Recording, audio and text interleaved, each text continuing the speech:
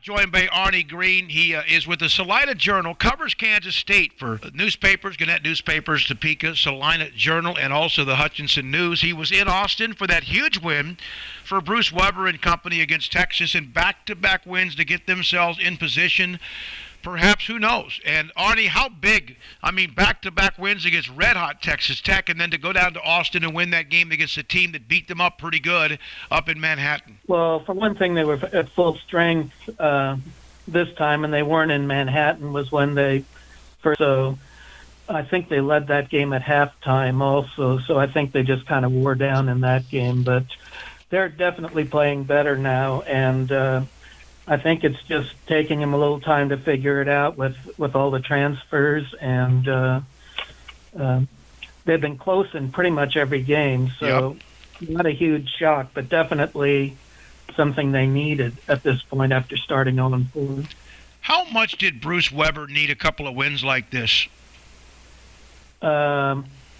Definitely. For whatever reason, Kansas State fans never really have embraced him like they have some of the other coaches, and kind of the first time sign of trouble, then people start sniping. So I think getting a couple of wins like this now, it doesn't get any easier with KU on Saturday and then Baylor on Tuesday. But I think if you'd asked them at the start of the conference season if they could split this 4-game stretch, they would have taken it in a minute. But because they lost those first 4 games, they really backed themselves into a corner, so they need to pick up any wins they can at this point. And the good news, even though they've lost those non-conference games, Arkansas, Illinois, Arkansas is no longer really ranked, but Illinois, they're good. I mean, if you do get to that 9-9 or wherever it might be, and of course if K-State does that, that's fantastic. But if you can get enough of wins in this conference, do you feel like, Arnie, it gives them enough of that strength of schedule because of the conference they're in? You would think so. I think Bruce Weber has said top 7 is kind of their goal. I think at this point that should put him in a pretty good place now. Where that is in wins and losses, I'm not sure, but definitely it should be. The strength of schedule should not be an issue. It's just whether they can pick up enough of those wins. The emotions after that game. First of all, K-State needs to win. Second of all, to win on the road against a team that beat them in Manhattan, as you mentioned in the second half, they wore them down. What were the emotions? What did you see as far as when that thing ended and how intense it was? Pretty intense, and I also happened to walk by their locker room right afterwards, and it was loud in there. So I think they're pretty pumped. Also, I think this is a pretty close-knit team. You know, most teams talk about that, but this seems to be the transfers that have come in have really been a positive, I think, and there seems to be pretty good team chemistry. Now, that doesn't always translate into wins, but I think that maybe helped them get through this rough patch to start league play. Tell me a little bit about what Mark Smith has done. He's hit some clutch shots. Obviously, they've needed him. Guard. He's a pretty big, thick guy. Tell me a little bit about Mark Smith. Well, he's definitely made a difference, and he's just gotten better as the year went on, I think, and he's really asserting himself now. The biggest thing with him is his rebounding. He's averaging 8.3 rebounds a game at 6'4", and they really haven't gotten a whole lot out of their post players early in the season, so it's been much needed. But most of their guards rebound the ball fairly well, which has helped them. The Bruce Weber team, when they are playing well, they will scratch and claw, usually a low-scoring game. On occasion, they might put some points up, but they are going to make you look like you're playing poorly.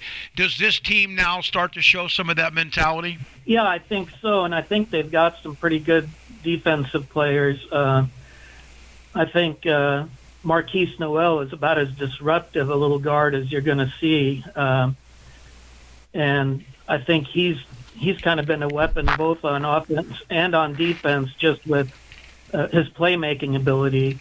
when they ended up he came off the bench early because Nigel Pack was the point guard last year, but now they're basically going with two smaller point guards, and they've decided that what they give up in defensively, as far as height, they can make up with offense. Plus, like I said, Noel a lot of times just doesn't give guards a chance to get into their offense.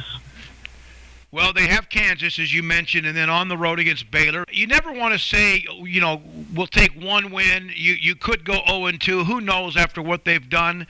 Is this kind of a matter of survival? And where would they be going into these two games, as you mentioned, had they not beaten Texas Tech and then on the road against Texas? That would, to me, would be almost too much of a steep hill. Yeah, I think those two wins did wonders for their confidence, and the fact that they've played with most of the teams fairly close. I think they've had 3 games that were decided by 3 points or less.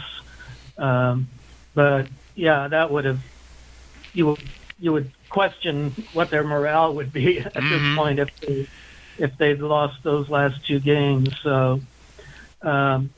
They're not going to say it, but I think if they could steal one of those 2 games, they'd have to be pretty happy going forward.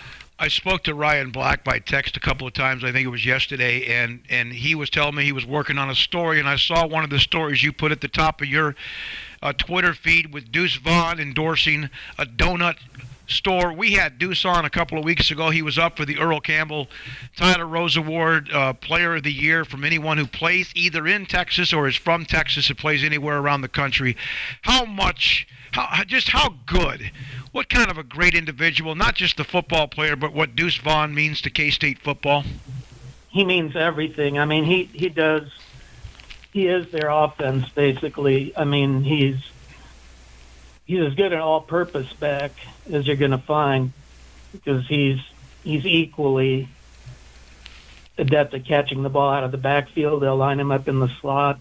They'll use him pretty much any way they can, and he's really a good kid too. I mean, he seems to be very humble and just very team-oriented, and just the kind of player you want as the face of your team, especially now with Skylar Thompson. Well, Arnie, thanks for your time. Arnie Green, Salina Journal, and covers K-State for Topeka, Salina Journal, and the Hutchinson News, who was in Austin for that huge win. Kansas State plays Kansas this Saturday, then on Tuesday here in Waco against Baylor. This is Sikkim 365 Radio.